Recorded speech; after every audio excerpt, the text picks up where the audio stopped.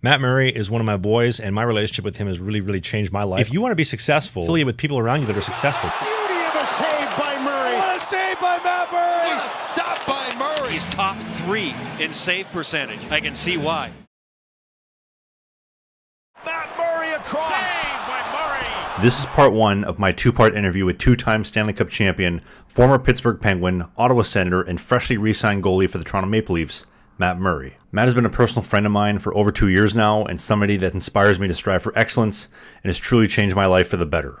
And I hope that this interview inside the walls of the century-old Royal York in downtown Toronto truly showcases exactly that. I don't want to get too into the weeds. It's a little dark sometimes, so we don't have to put this part in. But Fires one towards the goal. That's going to be gloved by Travis Ridgen. Well, this is more like it. This is Slangin' the Biscuit.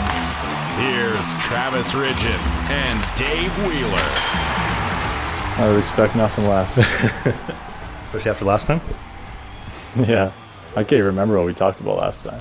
Dude, I'll be honest with you. I had to listen back to the first episode the other night just to see if I missed anything good. It's kind of hard to listen to myself. I don't know if you find the same thing. Yeah, I don't like listening or watching myself or anything like that. You just hate the sound of your own voice? No, it's just weird. It's weird to see yourself in the third person, you know? Especially watching video too. I always think I suck whenever I watch video of myself. I'm like, ugh. Sometimes I'll look back at stuff that I've shot long time in advance, and I'll think, God, it's so cringy. Why did I say that? Or why did I do that? Well, you got so much content out there too, so there's bound to be a couple things, right? Yeah. But then if I film something right now, I'll go back and watch it tomorrow and be like, okay, that's not too bad. But then you look back in the future, what was I thinking? Yeah, that's all right. We all have that. That's just hindsight. That's all. That happens to everybody. You still got those 37-inch tires on the truck? On my truck, I do, yeah. 37-inch tires, a little bit of lift, right? Yeah. F-150? Yeah. It's got, I think, a 4-inch lift on it. And, 37s, some beadlock rims. It's a real northern truck. It's a northern Lamborghini, you can call it. Pride of Thunder Bay, Fort William, or Port Arthur? I'm from Fort William, West Fort, technically. Okay. I don't know if you know where West Fort is, but... Is that CP or CN tracks? That's a great question. I have no idea. I tried to do a little bit of Thunder Bay history. Wow, yeah, you went deep in the weeds. I don't know the answer to that. I'm a little embarrassed that I don't know the answer to that. But you do know Persians were built in Thunder, or Of course. awesome donut. Yeah. A makeshift cinnamon bun with a little bit of glaze on top. Deep fried. Have you had one? Oh, dude, I love a good Persian. Do they have them in Winnipeg too, or no? They do. Yeah. My chick in Vancouver right now, she's going through a little bit of a phase because Tim Hortons just phased out the Long John, and she's just so chapped and bent out of shape by it. I know you're a birthday cake guy, so you're kind of unaffected. But birthday cake, Timbits, and the sour cream glazed Timbits as well. What about the blueberry sour cream glazed? Yeah, those are good. Those are good. Can't go wrong with the Timbit. The dirty double, as you call it? Yeah, that's a treat. That's a treat. It's like a milkshake, so whenever you're willing to have a milkshake, you can have one of those, but... It hits right depending on the mood that it gets you in. Sometimes you just crave one. Oh, yeah. The double? Oh, yeah. Yeah, there's something different about it. That's not even coffee, though. That's like a coffee-flavored milkshake. Well, we were talking about it the other day on the walk back home from the Blue Jays game, but it's not the greatest coffee in the world, but there's an essence, there's an energy, there's a smell, there's a nostalgia behind it, where you're not even enjoying drinking the coffee, you just like going there. Yeah, it's one of those things. I'm sure everybody, especially from northern small towns like me, after hockey, before hockey, with your parents. I used to go for lunch with my dad at Tim Hortons all the time, so there's obviously a lot of nostalgia that comes with Tim Hortons, and the brand is still alive and well for that reason, so they do a nice job there. You saying your dad would take you after games to Tim Hortons? Yeah, we used to go to Tim Hortons quite a bit. That was one of my dad's favorite spots, so yeah, we used to go there, grab lunch. Sometimes I would go for lunch when I was in school too, in high school. We got a decent lunch break, and it was a bit of a hike actually from our high school to Tim Hortons. So some of my buddies would go sometimes, or sometimes I would meet my dad for lunch. So yeah, you're right about the nostalgic the nostalgia thing that Tim Hortons definitely carries, especially up north. What'd your dad get? Oh man, that's a good question. I think he was a honey cruller guy, maybe. Honey cruller and a coffee. And I used to like that peach juice they have there when I was a kid. You know what I'm talking about? The bottle of peach juice. I remember those. That stuff's unbelievable. When did they discontinue those? About 10, 15 years ago? I didn't even know they did. They're gone, dude.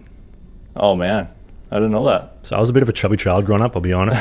My dad worked for Canadian Pacific at the railway, and he'd bring me to work all the time. And because my dad, Also, that's how you know about the railways. a little bit of a history nerd as well, but he would bring me to work so many times. He'd always go to Tim Hortons every single day. My dad was also like excessively overweight. I can't figure out why. I love him, by the way. Yeah. But we'd always go to Tim Hortons, and the peach juice and the strawberry jelly filled vanilla dip donuts were what we get in every single time. And both of those are gonzo. No way. Way of the dinosaur. Yeah, I guess that happens, right? Times are changed, man. They're phasing out the Long John. The Long John was never a go-to of mine, so I can't really sympathize with that one. But What would you get as a kid, though? what would I get at Tim Hortons? Like outside of the peach drink? Oh man, probably everything. Yeah, probably a little bit of everything. Double chocolate donut and a peach juice, I think, was probably my most common order there at Tim Hortons until I was like 12. Breakfast of champions right there. Diabetes in a bag. Yeah, no kidding. None of that anymore, that's for sure. I know, you're pretty strict on that. Yeah, sometimes, yeah. If you're on the video version of the show, we got coffee right here at the Royal York, by the way, and Matt's just taking a black. He doesn't want none of the rooftop honey or cream or any of that. Yeah, fun sometimes stuff. I do go cream and honey, though, when I'm looking for a little treat, but even that's probably better than whatever they put in a double-double at Tim Hortons, so. Dishwater coffee. Yeah. It's nostalgic, though. Well, man, I don't think I said it to you the other day in person when we went to the Jays game, but congrats on signing the new deal. Well, thank you, man. Thank Be you. in Toronto for another year. Yep. Is interesting. So we'd planned this trip probably like a month and a bit ago. You would text me like, "Hey man, I think we should do a show together." I was like, "Absolutely, I'd love to do that." And first off, I'm honored that you're willing to trust me to tell your story and to share this in video format. Because to my knowledge, unless I'm missing something, you've done 2 digital like Zoom podcasts, but you've never done an in-person one. This is the first time, so I'm very honored. You might be right about that. Yeah. Not a lot of requests. I don't know. If I do, I'm not seeing them. You're a hard guy to get a hold of, as we talked about last time. Yeah. I'm also, I'm not dying for everyone to know everything about me, so I don't. You don't say. I don't do a lot of talking about myself, I guess you could say. Well, like I said, I'm really honored and I'm privileged that you're willing to trust me to do this. So I'm really looking forward to this. But Yeah, man. we planned the trip, come in the other day, and you text me, you're like, "Hey, let's go to a Blue Jays game." I'd never been to a Blue Jays game. It's going to be sweet. It's on Canada Day. It's the Jays, Rogers Center, beautiful day, plus 30, high UV, by the way. I was planning to buy a hat before I came here because we were going to go golfing. I was like, I don't want to burn the sun. I ended up canceling that, thinking, it's fine. Like, we're not going golfing. I don't need it. When we go to the Jays game, and man, we needed it. We burnt like tomatoes, but Yeah, I burn quick, too. I burn real quick. I had to go buy sunscreen in the back. I had to go sneak back there and buy a little spray bottle of sunscreen. Saved me. And we left early, too, but wasn't the most exciting game that I've been to. we got the tickets in the lounge section. And for those that don't know, everything's included in that, like drinks, food, etc. The lady comes by, very nice lady, by the way, and she says, "Can I get you gentlemen anything?" And Matt says, "You got any sunscreen?" I think we got some in the back, and he just lathers it on. Oh, yeah. I burn quick, man. Whatever jeans I got in me, I can't spend too much time. One round of golf in the sun, like a super sunny day, one round, and I'm beat red. So We were leaking, dude. yeah, oh yeah. It was a good game, though. I know you weren't maybe the most excited, but I'd never been to a game before. I thought the atmosphere was great. They honored the military, which was really cool. Yeah, the ceremony was great. Yeah, we got to see a home run there by the Astros, unfortunately, but yeah, it was still a good time. Oh, they had streakers, but an inning after we left. I don't know if you saw that or not. No, I did not They had see two that. guys hop on the field, security. No way. Oh, yeah. No way. We were literally talking about, this game's boring, nothing's happening. We missed that. Yeah, I always wondered what goes through those people's minds before they do something like that. I'm going to do this. Yeah, that must be some kind of feeling. Maybe all the 7 Truly vodka sodas that they had beforehand. Yeah. Kind of influencing you to do that type Yeah, of there's stuff. a lot of that going around, yeah. Where are you at these days, though? So you just signed the deal. You celebrated by taking me to the Jays game. Thank you very much, by the way. Like, where are you at, though? Yeah, you gotta get a little more specific than that. What do you mean? Well, okay, so you just signed the new 1-year deal with the Yeah. Leafs. You got huge shoulders, dude. What are you weighing in at these days, by the way?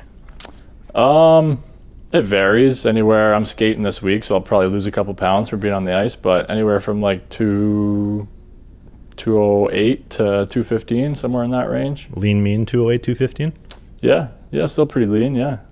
Okay, so we'll get into the hip surgery in a second, which I'm dying to pick your brain on because we haven't really gotten too much into it personally.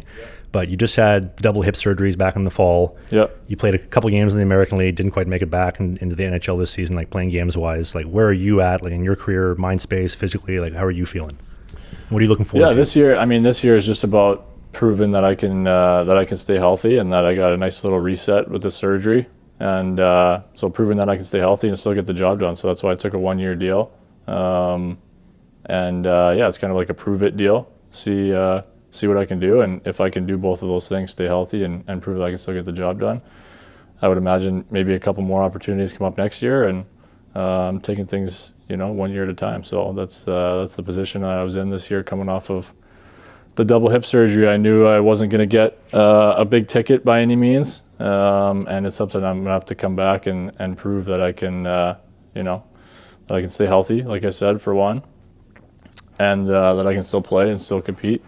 Again, like I said, that's why I wanted the 1-year deal, just to get back into it, and hopefully some more opens up after that. Well, I know you're going to say it in a very monotone, humble way. When I was asking Matt yesterday about how do you feel about Toronto, how do you feel about playing here, he's over them. I love playing here. Mm-hmm. There's nowhere I want to play outside of Toronto. Mm-hmm. You want to elaborate a little bit more on that and why it's so great here? I love everything about the city, other than the traffic, which is why I'm a little bit late here today. So I apologize for that. But it's a great city. I think it's a top city in the world. I know I haven't really traveled all that much necessarily, but I think it's a great city.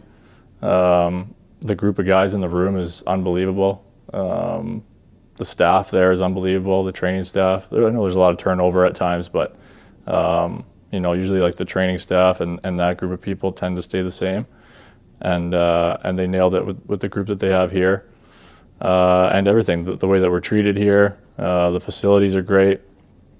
It's close to home for me, which is obviously really nice. I could go on and on about why I like playing here, but the Leafs definitely have a special place in my heart, and I've always loved coming here as a visiting team, and I continue to love being here every time that I'm here. So I felt very fortunate to get the opportunity to sign another 1 year here, and stay right where I want to be.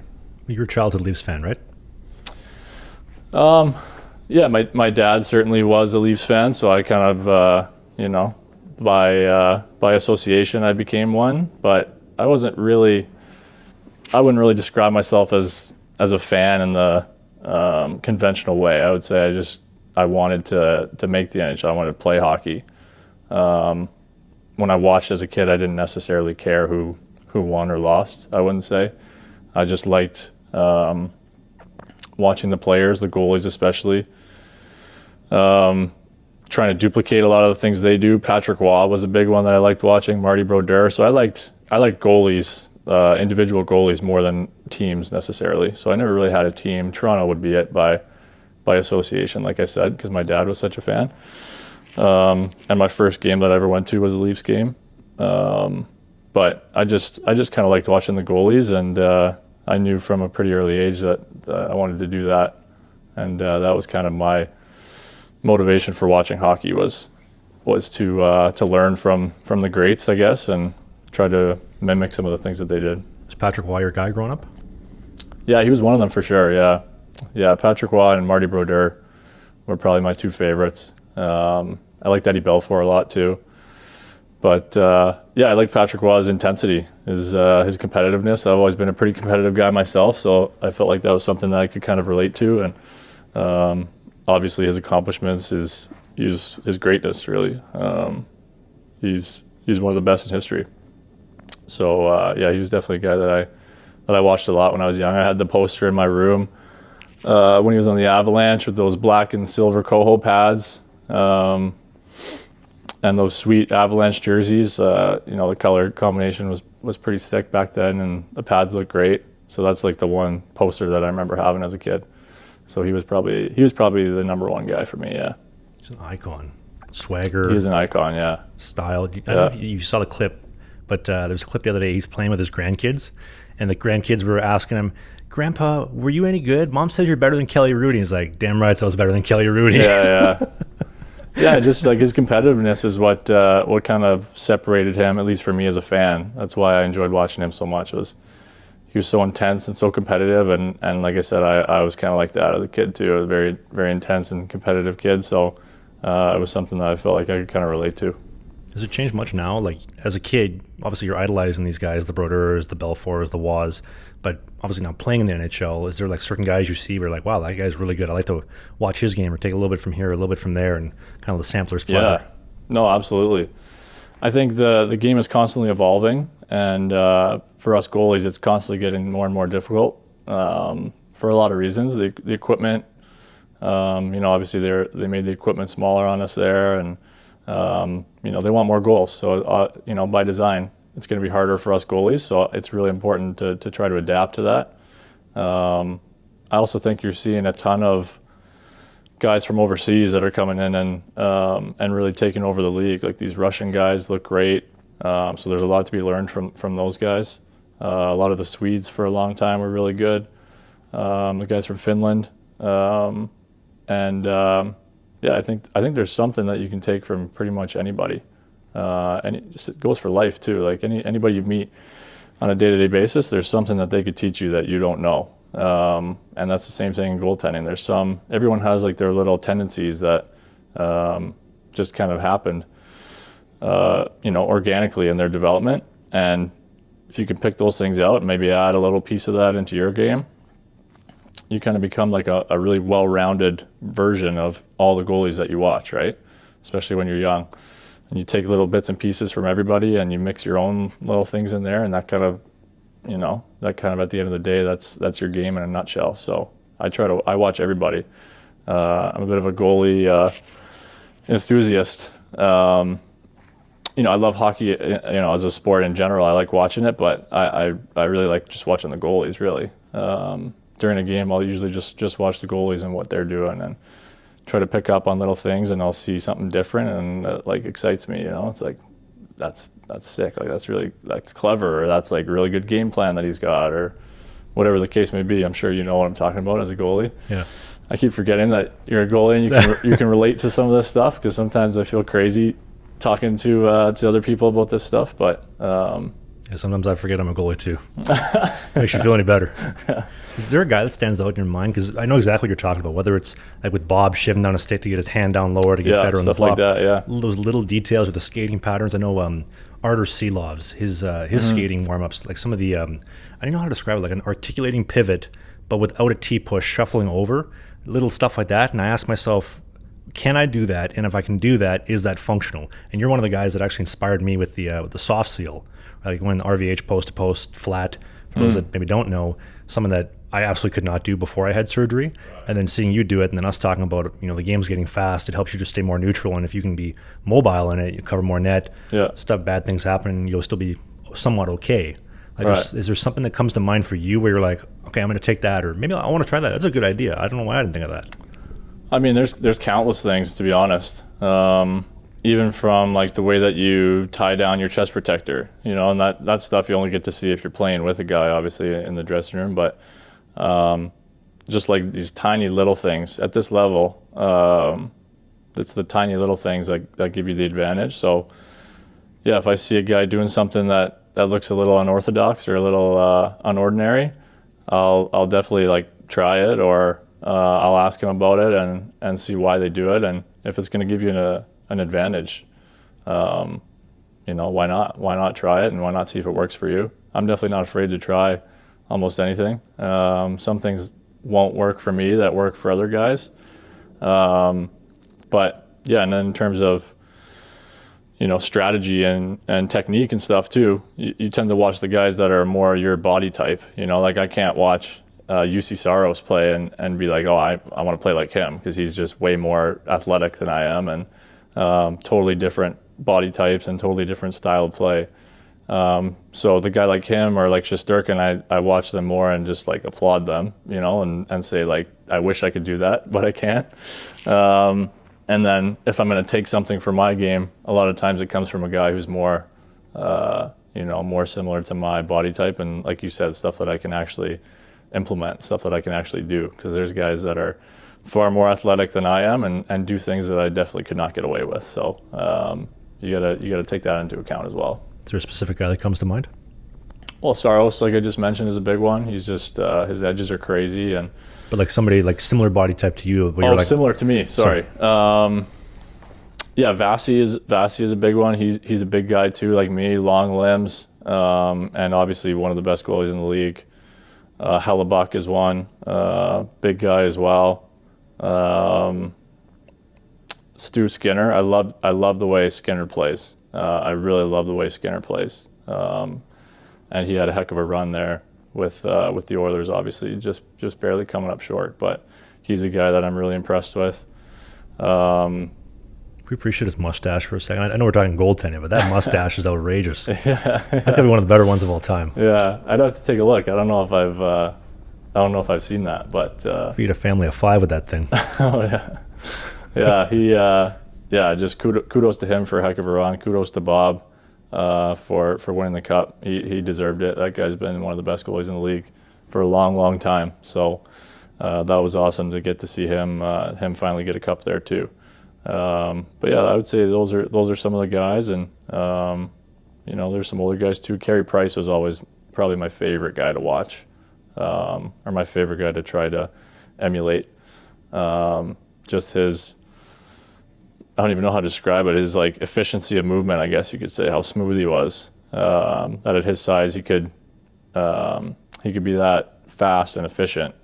But it wasn't through like quick movements; it was through like smooth movements, and that was something that I really enjoyed watching, and that I tried to copy as much as I could. Is there something specific with Carey Price though that comes to mind? Like I see him growing up, he's just amazing at everything. He's one of those like totally well-rounded guys. Is there something specific that comes to mind for you? Well, more than surface level. I think his movement is definitely his strength, I would say. Big, strong, powerful dude, but also like I just mentioned, he was very smooth in his movements, and that just saves a lot of time when you're when you're out there. You don't have really, like, it's down to milliseconds at times, right? And it's down to moving as little as possible and getting to your spots as efficiently as possible. And I always thought he was great at that, just like really simplifying movement, being super efficient, but being also like powerful within that efficient movement, and just like no wasted movement, no wasted energy. And that obviously that's the name of the game. What a shame his career got cut short though. Yeah. With the knee issues, and goaltending is an unnatural movement. That type of external rotation or internal rotation, I guess you call it, to do the butterfly and the aviation stuff. It's definitely unnatural, and definitely can wreak havoc on the body for sure. Well, you want to get into that? Talk a little bit of hip surgery for a second? Yeah, for sure, yeah. You get the double done. I got single, and then I got single, which so I haven't talked about this publicly, but I got my second hip done about a month and a half ago at the time of recording the podcast. And I got to give you credit as well, because my surgeon, he was having a baby into the fall-ish. So I wanted to get it done after I got released from my team in Mississippi. Couldn't, because he's gone. And then he texts me like middle of April, hey man, I got a couple hours operating time. Do you want this? And then like a sign of God, whether you believe it or not, you texted me 5 minutes later, dude, my ankle issues are solved. It's like a miracle. I'm like, this has got to be a sign, because I'm having the same issues. My ankle's hurting as I was reading your text in my mind. So thank you for putting me over the edge to get the other one done. But about you though, so you get both the hips done. Can you kind of take me through the process of like what led you up to that? I had dealt with hip pain going back as far as like Wilkes-Barre when I was there. So when I was like 20, 21, and it was manageable. It was manageable for a long time. It just got to a point where I was starting to mess up everything else. I was starting to get low back issues and starting to pull my groin a lot, starting to get a lot of ankle stuff. And, it just became a point where, you try to get to the root of the problem, which in goaltending, I think, for the most part, tends to be the hips. That's kind of what steers the ship, I would say. That's probably the most in-demand part of the body, playing goal. So I just figured it was time to get those fixed up and try to get a nice little reset. And I had a great experience with Dr. Kelly in New York. He seems to be one of the top. He's for sure one of the top guys in the world for doing this surgery. And yeah, I've getting both of them done at the same time was definitely a lot early on for sure. But it definitely cut down my recovery time. I didn't think most people didn't think I'd play any games at all last year, and I was able to play a little bit at the end of the season on a conditioning stint. So that was a big goal of mine, and we definitely had to push it, but definitely felt nice to get that done and to play a couple of games at the end of the year.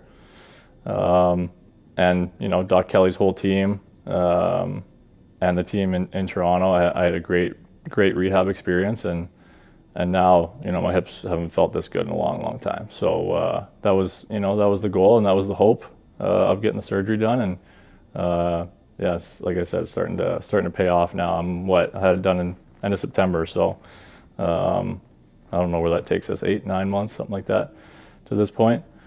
And it's starting to feel really, really good. So it has felt good for a while, but it's starting to feel really, really good. So yeah, I'm excited. I'm excited about how it's going to help me here going into the future. Walk me through your experience, because I know what my experience was like. Mm-hmm. So you fly Toronto to New York. Christina comes with you. Yeah. Getting it done by Dr. Kelly. And Yeah. then you go to the OR, the hospital, wherever it is. Take me through that from there. Yeah, I just showed up at the hospital. I was one of the later times going in, so I couldn't eat all morning. That was like the worst part about it. You drink water too? What's that? Any water or coffee? I think they said I could have a little bit of water, but other than that, nothing. So that was the hardest part, because I'm not one of these guys that can like not eat breakfast. I get super like grumpy if I don't eat. And I didn't go into the hospital until like 1 o'clock, I think it was. So Christina and I just kind of went for a little walk and had a nice little morning at the hotel. Went to the hospital, got all checked in, got in my outfit, whatever you call that. They had to come in, they had to shave my legs, which was also kind of devastating. Why is that? I don't know, it just looked hilarious. And they only shaved like the top part, so like the bottom part was still super hairy, so it just looked hilarious. You ever seen the 40-Year-Old Virgin, Steve Carell?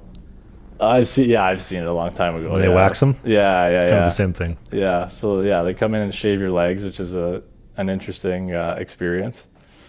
And then they start drawing. Doc Kelly comes in and draws on you wherever he's gonna, do the incisions or whatever, and then you walk into the room, into the operating room, and the last thing I remember is putting your, you put your legs up onto this like machine or whatever, and that's the last thing I remember. They must have, they slip your meds into the IV bag, I think, when you get in there, because there's no mask or nothing. I just passed out. So, and then you wake up, whatever. I think for me, because they did both at the same time, so it was, I guess what they told me is that they have to do one side and then fully clean their whole room and all the equipment and sanitize everything before they do the other side. So I think I was out for like 7 or 8 hours in total, I believe is what they said. And I woke up and you're just in the operating room, and a real funny thing that happened was so they give you an epidural too. So they give you a big needle in your low back that, numbs you from the waist down. And so Christina makes the joke that I had an epidural before she ever did. She had 2 natural births. So she likes to make fun of me for that, which is kind of funny. But so, they come in afterwards and they go, wiggle your toes for me. And I couldn't. And I was like, whoa, what's going on here? And they're like, yeah, it's okay. It's just, the epidural hasn't worn off yet. And after that, it was, the first stretch was certainly the hardest. Having both done at the same time, it was, tough to walk. I was able to walk out of there the next day with 2 crutches and very slowly with a lot of help. But I never really needed a wheelchair or anything like that. And then just a lot of rest that first 12 or so days is a lot of rest. Crutches for, I want to say 4 or 5 weeks I was on crutches, and then slow increments after that. You kind of know the drill. And then, some of the big milestones were getting back on the ice for the first time was, I think, around 4 months post-surgery. just with like a tracksuit and skates and just kind of wheeling around out there. I know you're sending me some clips. You going bar down, Yeah, oh and yeah. goalie skate. Well, Like, after such a long time, that was like exhilarating for me to get back on the ice, even just in a tracksuit. And I had like player gloves and a player stick and helmet with a visor, and I felt like I was playing forward out there. So I made the most of it. I had a lot of fun in that stretch for sure. That's like the first big milestone, and then I think I did that for a month, 4 weeks in a tracksuit, and then I was able to put my gear on around 5 months post surgery, and I think I got these timelines right. It all kind of blurred into one big period of time. But putting the gear on was the next milestone. But you stand up for I think 3 weeks or something like that. So full gear, but no butterfly, no pucks, anything like that. You're just skating for 3 weeks or so. And then I was able to try butterfly for the first time. I think I was around like 5.5 months, maybe, something like that. Slowly ramp up from there, start taking shots, start dropping with some force, start trying the RVH. The RVH was the last thing I did. the one thing that I'm having a hard time coming to terms with, at least like from hearing your stories, I know just having one hip done at a time, it was really hard those first 2-3 days after, where I'm putting maybe like 20% of the weight on the one leg and I'm very skeptical of it. But the other leg was 100%. So like all my weight goes on that one. That really kind of drove my rehab process. But for you not having that, I don't even know where to begin on that, or like what that would feel like. But dude, 4 weeks is not bad. Yeah, it's it was definitely not a great feeling as a 29-year-old man to be that kind of sedentary, I guess, for the first little bit. But in the grand scheme of things, it's definitely an advantage to get them both done at the same time, and in terms of timeline. And I think it probably helps you heal a little bit more down the middle too. You're not leaning into one leg or the other, because both sides are just as bad. So I think it helped in that respect as well. And my rehab process, I don't think could have gone any better with the team I had around me, Richie and Paul and Artie in Toronto. It's like I said earlier, it's just like they nailed it with the crew that they have there in Toronto. And I'm certainly not the only one to say that too. Those guys are the best. So I had a great rehab process and was able to play a couple games there, which was super exciting, because I didn't really think I would be able to. And here we are now. I'm feeling my hips haven't felt this good in a long time. So I'm glad I pulled the trigger and got it done.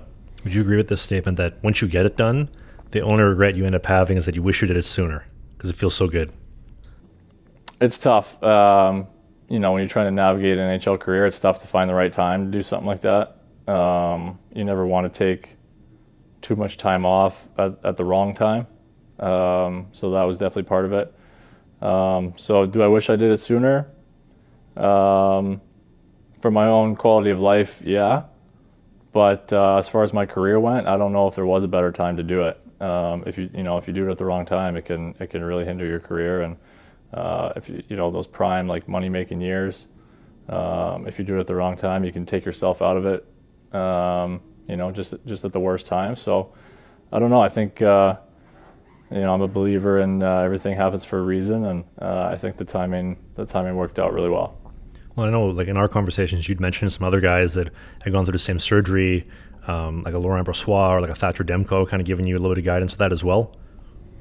I didn't talk to either of those guys, but I talked to a couple guys who did have it done, and I talked to my trainer Adam Francilia. He's out of Kelowna, and he's a big, he's kind of the goalie guru of training, and he has a lot of clients, and he knows both of those guys well, and so he was kind of involved in a lot of rehabs for the surgery, and he was a huge resource to have for me. Also having, Doc Kelly and his team, like they are literally the top of the food chain in terms of this surgery, and he's got his own team that deals with specifically hip rehab. So it's not like just a regular rehab therapist. It's like it's very specific. It's very hip focused, and they obviously do a heck of a job. So I was very, very fortunate, and to this day feel very thankful to have had, you know, a guy like Doc Kelly be able to do the procedure, and to have the people around me that I did, both Doc Kelly's team and the Leafs guys. You know, I couldn't have been in better hands. So to this day, and forever, we'll be thankful for that. And so if you back it up though, so the ankle issues you were having, the groin issues, all that stuff, linked back to the hips? Well, it's impossible to prove that. But yeah, I think when your hips stop working properly, you compensate in other areas for sure. So, you know, I think that was probably something of what was going on. But again, you know, I don't know anything, so I'm not smart enough to know anything about that. I just knew that, you know, I was just getting hurt too much, and on plays that I felt like I shouldn't really be getting hurt on, and felt like it had something to do with like alignment, or obviously the fact that I was compensating for the pain in my hips elsewhere. And so, yeah, just decided to finally pull the trigger and get it done. Happy I did. Because I found through my experience, getting the first hip done, I remember like when I was kind of sobering up in the operating room, keep in mind I'm under a lot of drugs at the time, kind of sedated. My doc says you're going to start noticing some other things on the other side start to change, and maybe some issues. And I'm thinking at the time, dude, I just got my first hip done. You're crazy, right? And then fast forward 5-6 months, the ankle issues started happening. I text you, and because you're the ankle doctor, you're like, oh yeah, I know exactly. This was after your first surgery? After the first one, yeah. Because on the first side, so I had my right hip done. I had so many groin and knee issues, and when the groin issues stopped, it just went all to the knee. Was it on your right side or on your left side? The groin and knee issues? On the right side. On the same side as your surgery? So up until January of 23, I never had an issue on my left side ever for anything. Right. Every injury was always on my right side. So get the hip done, and then all of a sudden my left ankle is killing me. And that one little spot kind of on the side, like the talus, that you kind of helped me out with. Any RVH integrations, sometimes going into a butterfly, you get too much far forward, starting to feel it. Mm-hmm. And then fast forward, we're at the point where I had to completely get rid of RVH integrations in practice, which was inspired by you. Just go boot on post, save some reps, and then save the actual hinging for games. Right. And then fast forward to the surgery now, where I've gotten the other side done. Those same ankle issues are gone. Keep in mind, I haven't skated yet, but those day-to-day same issues and same like feeling it that you described to me, that's gone. And maybe I can throw some video on the video version of the show too. My therapist, my physio guy, was taking me through a demonstration of how the internal rotation at the hip maxes out. So then the knee has to internally rotate, which is very unnatural. And then the ankle goes. And then at some point we're maxed out and something has to take the strain. Yeah. Think of almost like the Titanic kind of splitting in half. Right. And yeah, well, that RVH, that's probably, I would say, the hardest move that we do in goaltending. Or the double RVH is probably the hardest, or whatever you call that. What do you call it? The soft seal, yeah. Soft seal. Yeah, there's different kind of names for all this stuff, but when you're in the RVH, like your ankle, your knee, and your hip are cranked, right? So when your hip is not going, then you got to cover that hole somehow, right? So if your hip's not doing it, then your knee is going to take on the burden, or your ankle. So yeah, for me, I had a lot of ankle issues coming from it, because in that RVH, my hip would only go so far, and then you guys still got to cover that hole. Whatever you got to do to cover that hole, you got to cover that hole. And because my hip wasn't doing it, the rest of it, my ankle kind of started taking the brunt of it. And then I had a pretty decently bad groin tear on my left side. My right side was always the worst of the two hips, but they're both relatively painful. So I've been skating now. I guess that first skate with the full gear 5 months post would have been like February or something like that. So I skated a bunch at the end of the year and been skating a bunch this summer. As of now, no issues. And we're looking to keep that going. Did you end up playing around with gear a little bit to try to accommodate some of your physical needs before the surgery? A little bit. Went looser with my the toe ties. Try to give my ankle a little bit more room to move, and so it wasn't getting cranked upwards by that toe tie. I tried that. I tried going looser on my skates, which didn't really help. I tried going tighter on my skates as well, which didn't really help. So yeah, I tried a lot of stuff. Change brands of gear as well. I changed brands a long time ago. Yeah, probably like 4 or 5 years ago now, and that didn't really have anything to do with my hips. It was just more of like the seal. That was like a tactical thing, not a health thing. Like the Vaughn pads were just kind of like twisting up at the thigh rise a little bit too much? Yeah, a little bit, yeah. And just when I tried the Trues, they were just so, the seal was so clean on the ice and on the post. And it just felt more stable. Yeah, so that when I switched gear, that was all like a tactical thing, technique type of thing. Sexy set of gear too. Like the True stuff looks really... It looks nice, I find it looks big too. Like it looks bigger than some of the other pads. Even where they are the same size, it just looks bigger, which like I think is... wider, more boxy. Yeah. If that makes sense. Yeah, which I think definitely doesn't hurt. Was there a specific reason though that kind of led you to changing though? Like we're talking about like the soft seal, or not the soft seal, the thigh rise twisting up. But as far as the gloves, the rest of your gear, is there any like moment that led you to say, okay, like I want to switch brands, I want to try some new stuff out? Yeah, I don't really know what it was that. Honestly, I think it was because I saw like the whole league was starting to switch to Trues. This was like 4 or 5 years ago now. I just saw like so many guys starting to switch over, and I was just kind of like, what's the hype about, sort of thing.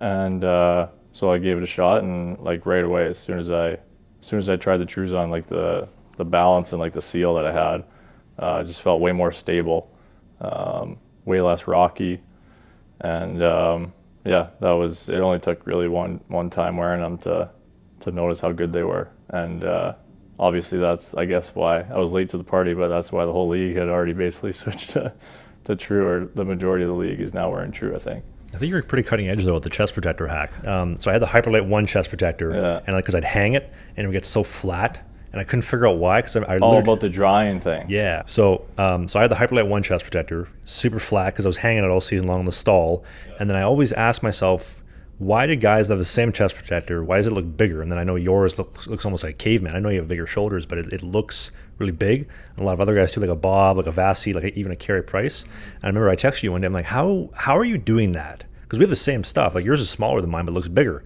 And then you mentioned sit it, scrunch it down, never hang it. Yeah, I like a little like depth to it. They get real iffy when you're adding any like size to it this way. But I like to have a little depth to it so that when it hits you in the chest, there's like a little like cushion type of feel. It's because when it's just flat on your chest, I feel like it bounces off a lot. You can't control rebounds as much. So I definitely don't mess around with anything like this way or this way, because they get real iffy about that. They're real serious about that. But I always wanted to have, and it was kind of watching Carey Price was where I kind of saw. He just looked like his chesty like came out a lot. And so when it would hit him, it would just like absorb and just stick to him. And so I just started, when I let my gear dry, I just like squish it underneath like the bench. And if it's like a visitor's locker room, you stick it underneath the bench. If you hang it like on a hanger, it just falls flat, right? And it dries flat. And then like the way that your gear dries is kind of like the shape that it carries. So yeah, I just started like kind of scrunching it down and like compressing it like that. And then it dries a little bit, like puffing out a little bit. And again, I'm not messing with anything this way or this way. But you know, I like having that little cushion type of feel when pucks hit you in the chest, so they're not bouncing out. They're sticking to you a little bit more. And that was something I picked up. I just saw Carey Price's chest. He was like that. It sat like super far off his chest, and I figured it definitely helps to, absorb some of those rebounds. I think it helps you move better too, because I found like when you strap it like real tight to the ribs, you're kind of like almost like hunched like together. You can't really move. But then I found at least like loosening up the straps a bit, and then the scrunching technique, like you mentioned, you get those mobility like in the lower abdomen, and like things aren't scrunching up, they're not getting tight, and you can kind of like move around almost like a snake, I found. Yeah. So that goes full credit to you. Yeah, you move kind of like inside your chest as opposed to like moving with you a little bit, right? Yeah. Yeah, like there's a little bit more freedom to move in there. Yeah. I think Henrik Lundqvist had a quote. He said, the gear should play to your game, not you playing to the gear. Mm-hmm. And that's like textbook, just like that. Yeah. That's why I'm constantly, messing with new stuff or trying new sticks or new skates or, 2-piece versus 1-piece skates. And there's always new technology coming out, right? All these new companies are trying to get that cutting edge. And most of it, I won't say most of it, but some of it can be a little gimmicky and a little bit, kind of just like an advertising gimmick. But some of it definitely does work too. That's why, you got to find the right gear that fits your game the most. Like I tried the 2-piece skates, and I felt like for a guy my size, like it had me sitting a little bit too far pitched to my toes. And so the first time I wear them, I remember I stepped on the ice and I almost face planted because my whole weight was like so far pitched forward that I wasn't used to, that I went like, first step on the ice, I kind of went like that. And so I went back to the 2-piece because they sit a little bit more flat, a little bit more balanced. Like for a big guy like me, I can't be off balance because a bigger guy takes longer to get back to balance before you move. Maybe a smaller guy might be able to get away with it, like a guy that's super athletic, but not me. So that's why your gear has to be dialed, because you like at this level it comes down to milliseconds out there, and so you're trying to pick up milliseconds here and there to maybe create a quarter of a second, because that's a big, a quarter of a second is huge in goaltending. So if you can find all these little milliseconds here with the rest of your gear and it all adds up to a quarter of a second, let's say, that's huge. That's huge. Kind of give me deja vu. Like, tell me that experience, because when I tried the 2-piece skates the first time, the exact same thing. Fall forward on your face, what's going on? Yeah. And then a little bit of a different way to the same result, but I ended up throwing my cowlings back on the 2-piece skates. I know it's more like a dinosaur move because the cowlings have been long gone for a while. Cowlings, yeah. But because they're neutral pitch, the Bauer ones, and then that's how I got kind of the same feel. And then because I got the Connect skates, which I love the hinge on that, but then you put the cowlings on, so you get like a neutral hinge, as opposed to being so like tip forward, like you mentioned. Yeah. For a bigger guy, I think being balanced is key, because especially for me, I got super long limbs, so I'm tall, but I'm like all legs. Like I have pretty short torso, and super long arms too. So and that's good and bad. It takes up a lot of space, but when your arms, when your center of balance or your center of gravity is so far away from your midline, having such long limbs, it just takes longer to get it back before you go that way. So balance for a big guy, balance is like probably one of the biggest factors in making sure that you can get to where you want to go in a timely manner. Well, it's something we don't naturally have either. It's hard to get because we're so big. Right. As opposed to like a UC Saros or a Halak or I think Sturkin's 6 feet, right? Smaller guy. I don't know. Yeah, I'm not sure. But however tall he is, he's a freak athlete, and unbelievable puck handler too. I love watching Shesterkin make breakout passes over 3 guys' heads. He's fun to watch for sure. You have a favorite setup, like a favorite personal setup? Oh, that's a good question. Crispiest, best style you've had? Oh, that I've had. Yeah, we'll get to the all-time in a second, but your personal one. Well, I'm gonna go way back, and it's probably one that nobody's ever seen. There might be a couple pictures, but when I was like 11 and 12, I want to say, I had the spider web, the Vaughn black and white spider web pads, and those were pretty epic. I still remember them to this day. I don't even know if I have a picture of me in them. It was so long ago. But to be honest, that was probably my favorite. It was like, when the pads were together, it was the full spider web. It was black pad with a white web on it, and I had the matching glove and blocker too. And it was just like, it was just at our local sporting goods store, and definitely wasn't custom or anything. I wasn't getting custom gear or anything like that. It was just the only one that they had that fit me. But it was pretty sick. I liked it a lot. In my pro career, I've kind of gone pretty basic. I had some cool ones in the Sioux, where I went with a lot of color. And Team North America, when I played Team North America, I went all black with some silver and some orange. So some of the outdoor games too, like some of the one-off games, I'll maybe go a little bit more bold with it. I went. My favorite whole kit, I guess you could say, was the outdoor game that we had when I was in Pittsburgh. We played at Heinz Field. We had the almost all yellow jerseys with black on the arms, and I went full black pads and a black helmet with the yellow stripe, and I wore the eye black like the football guys do. And that was like probably my favorite like whole kit, jersey included, because I really liked that jersey that we wore. You have an all-time favorite setup, not your own? Probably that one poster that I had at Patrick Waugh with like the purple and the silver and the black cohos and those old Avalanche jerseys. That would probably be. You're talking like the purple at the Colorado jersey, like the third one? Just like the purple. I don't know. I think it was their home jersey at the time. I don't know if home was white or dark at that time, but it was just like purple and blue, like the old Avalanche logo. They had some silver on it, and it was just the pads that I loved. Those coho pads back in the day. I used to like the old Heaton pads too, like Brodeur and Belfour both wore them. Those looked pretty nice, but my favorite was probably, and it's all like nostalgia because I had the poster in my room, but that Patrick Waugh coho set's probably my favorite all time. I think you might hate my all-time favorite, Trevor Kidd checkerboard. Yeah, those are sweet too. Those are dirty. Those are pretty cool too. The Leafs ones were nice. I really like the Carolina ones. Yeah, like the black patch and the red patch. Yeah, Those were, and then the long hair coming out the back. Yeah, the dragon mask. Yeah, that guy had good style for sure. Manitoba legend. Oh yeah, is he from Winnipeg? He's Dugald. Eddie Belfour's from Carmen. Trevor Kidd's from Dugald. Okay. Manitoba boy. Rock the checkerboard. And then the flame pads in Calgary that I think Eddie Lack paid tribute to at one point in time. But I remember those too. Yeah. Style legend. Yeah. Those are some really. I like when guys get creative with it. I don't know. I like to stay pretty. I like the way white pads look too. Like, I'm one of those boring guys that likes. I like the way an all white pad looks, like especially when they're new. Mm-hmm. And I just think they look huge and they look crisp and clean. And I don't know. When I think of goalie pads, I just think of all white for some reason. I really like that look, but yeah. And nowadays, in my pro career, I'm usually just mostly white with a little bit of whatever team colors that I'm playing for.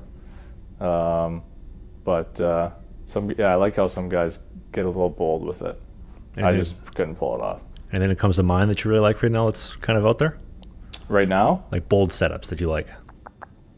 I don't know. I'm trying to think who has like cool ones. I like it when guys do the home and away setups, like the all white at home and the all whatever color on the road, whether it's all black or somebody had all blue, I think, with the Leafs a few years ago. Was it Mrazek maybe? I can't remember who it was, but that all blue with the Leafs, whoever that was, that looked pretty sweet because that blue is tough to beat, and those jerseys there's no better jersey in sports if you ask me. I think the last dark blue Leaf setup would have been Felix Potvin. Yeah, you sure Mrazek didn't have blues when he was here? Before Mrazek. So before that. Actually, no, Eddie Belfour for a period had the blue base CCM Heatons and then went back to the white base. Yeah. Curtis Joseph, Bauer Reactors. Yeah, the reactors were pretty sweet too. Reactor 4s. Yeah. Think you could ever rock a Leafs checkerboard? The checkerboard? Yeah. Too much for you? I would do it in tribute, but if my personal choice, I can't steal. That's Trevor Kidd's thing. I can't steal another man's thing. So I don't know, and you don't have to comment on this, but I remember like Garrett Sparks, he did the checkerboard as well for the Leafs. Oh, did he? This would have been like 15, 16. Okay. And then Trevor Kidd came to one of the games and met him after the game, and I think he pretended like he didn't know who he was, but it's like, where'd you get the checkerboard design from, dude? It's like one of the greatest setups of all time. Oh, yeah. I love it. The Leafs logo on the blue, and it's crisp, real crisp. Yeah. That was cool. I remember Trevor Kidd's back in the day. That's his name, right? Trevor Kidd? Trevor Kidd, yeah. Kidd. Sorry, I just want to make sure I got it right. Make sure I wasn't saying the wrong name. Well, Thunder Bay is not too far from Winnipeg, so you can basically put yourself in that category as well. Yeah. No, those were sweet pads. For sure. Create a podcast exclusive. If you're ever looking for a tribute setup and Drew's doing customs, you do a checkerboard? Yeah, maybe. Maybe for like if I ever get in an outdoor game or something like that. Ooh. Yeah, we'll see. Options open. Wouldn't that be something? You got to do the full mask too with the dragon. Maybe get like a fake mullet, little salad cone at the back. Yeah, that would be wild. All you can eat buffet lettuce at the back. This might be an unpopular opinion, but one of the things I dislike the most is when guys do like the helmets with the ears painted on, like the vintage ones with the ears painted on. I don't know. That doesn't sit right with me. I don't know why. Just like it's odd? Yeah, it just doesn't look good. Like with an ear painted on your helmet? I don't know. I just never liked it. I feel like guys either do the hair and the ear with the vintage mask, or a lot of the Dave Art guys do like the monster with the vintage mask, like the Pecorine style, or a couple guys like that. Yeah. They're really, I like them personally. I just don't think I would probably never paint an ear on my helmet myself, but I just can't pull it off. That's probably why I don't like it. Because you don't have the mullet anymore. If you had the mullet, it would go a lot better. It would kind of flow at the back. Yeah, I used to have hair like down to here. Well, I got it in the notes. We'll get to that. Oh, don't worry. When was the first goalie coach that you had? Like, when did you have your first goalie coach? I mean, so I had a goalie coach, Dave McKenzie. He was a friend of my dad's. He was actually like a Crown prosecutor, a Crown attorney, I guess you call it. And my dad was a lawyer and a defense lawyer in his early days. So the two of them kind of were like rivals in the courtroom, but friends outside of it.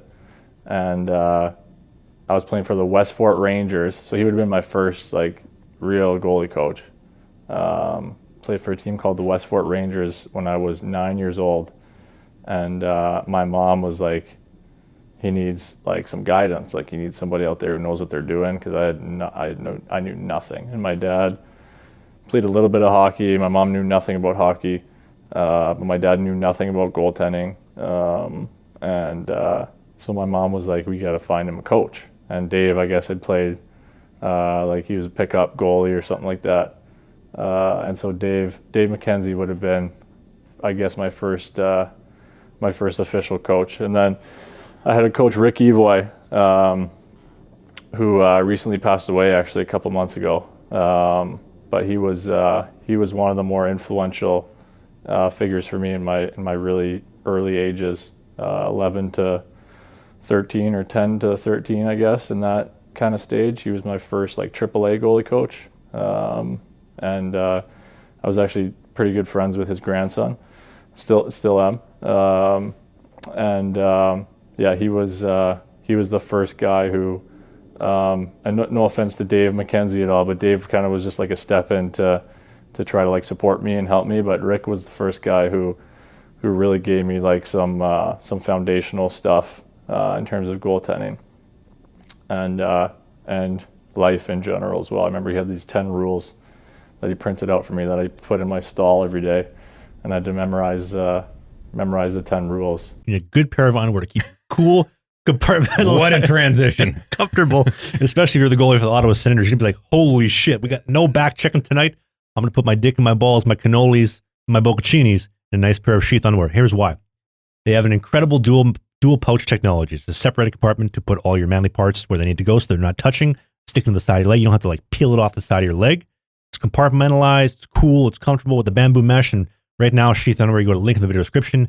Use the code BISCUIT69. We changed it back to the old code, by the way. It's BIZKIT 69, BISCUIT69.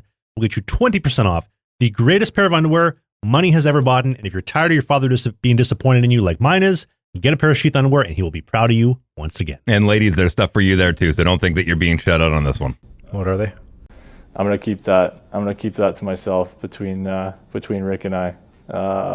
May he rest in peace. He was very, like I said, very influential figure for me, and it's just kind of a special thing that I'll keep to myself. But so he was very important to me, and then John Elkin as well. Still to this day.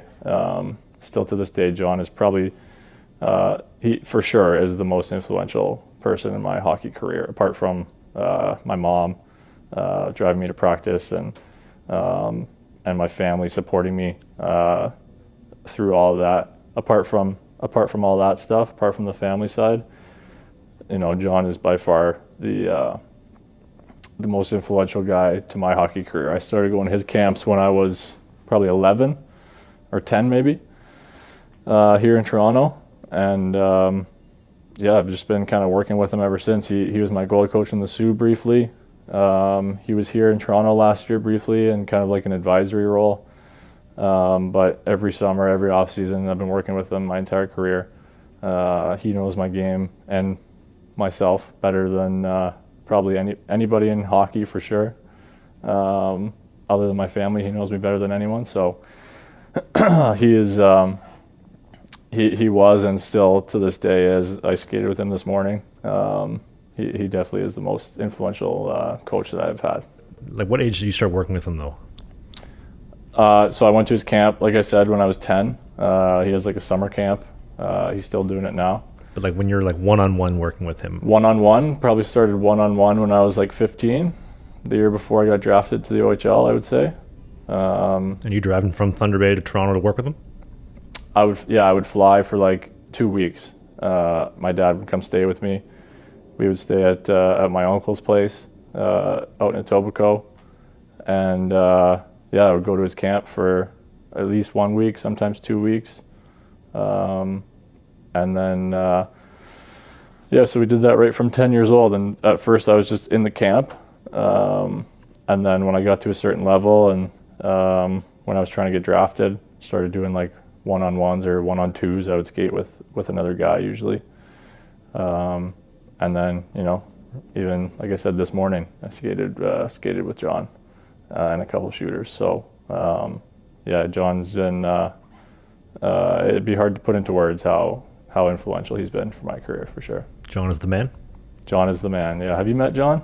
I haven't, not yet. No?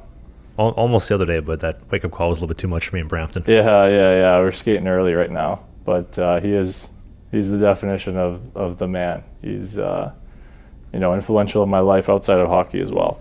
Yeah. And also on my own personal note, I think he's like the original goalie coach. Because I don't remember anybody posting like promo goalie coaching videos before him.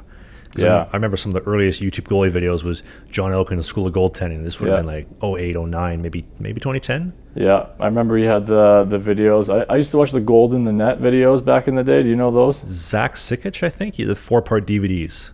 Yeah, I don't know. I don't remember the guy's name, but yeah, Gold in the Net I used to watch. I used to go to Rick St. Croix's goalie school a little bit as well. Winnipeg legend. Yeah, is he from Winnipeg? Yes, sir. Yeah, I know he did like Fort Francis and all these little northern towns, Thunder Bay, he would come. So I would do that whenever he would roll into town.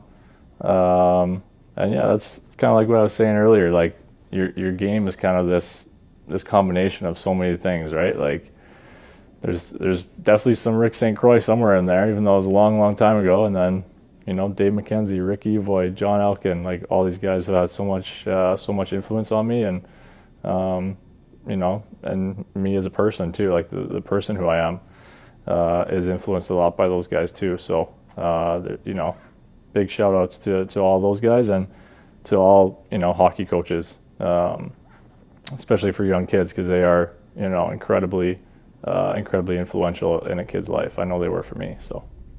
And also Rick St. Croix, I don't know of anybody else at 7 years old that's thrown on full gear, doing butterflies and T-pushes at his own camps. Like most goalie coaches aren't throwing on full gear after 30. Yeah. This dude's 70 some odd years old, cranking them out, maybe not as fast as he once was, but man, mad respect to Rick St. Croix. Yeah, absolutely. He's a legend. Where does Mike Smith come into the picture for you, though? Mike Smith? So Mike Smith was one of those guys who, like I mentioned, I would skate with. It'd be like a 1-on-2 with John. Mike Smith was a guy that I started skating with at a fairly young age. I had to get to a certain level before I was allowed on the ice with him. Because he's a little bit older than me, and he was always kind of the guy that at John's camps, you'd have like an ice session in the morning and then like a dry land session and lunch. And at lunch at his camps, that's when he would skate with his pro guys. And so Mike Smith was the big guy at the time. And I just remember, eating my lunch kind of as quickly as I could so I can get out into the stands and watch Mike Smith go to work at practice. And eventually, I studied him every time I was up in those stands, and eventually I got on the ice with him. And especially toward the end of his career and the start of mine, we were skating together pretty much every summer and training together a lot as well. And he's a guy that I got to watch a lot and just watch kind of how he operates and the shape that he kept himself in. Like his last year he was 40, I believe, right, when playing in the league, and like shredded as ever, always in like unbelievable shape, super strong, super fast, freak athlete, and just a guy that kind of paved the way for me, showed me kind of what it takes to be a pro. One of my personal favorites as well. Mike Smith, yeah. Yeah, dude, so flashy, good style, the Yeah. big glove saves, great masks. Yeah. Big playoff performer too. I know a lot of people disagree with me. I always found that when it came to playoffs with the Coyotes or even with the Oilers, like you needed a big save, Mike Smith gave it to you. But when you're trying to shovel in your lunch to try to go watch him, what age is this roughly? When I was watching him at lunchtime, that was probably when I was like between 13 and 15, I would say. And you're just glued to the ice watching him. Yeah. No, I would. I think they'd be on for like an hour, 15 minutes, and I would push it right to the very end before I needed time because we would go on when he was done with the rest of the camp. And I just remember I would like push it right to the very last second before I started to get dressed so I could watch him. And there were some other guys too, but he was the one that kind of stood out. He was definitely the best one and the biggest name, and he was always very kind with his time when we were young kids as well. The way he would come over and say hi and sign autographs and whatever the case may be.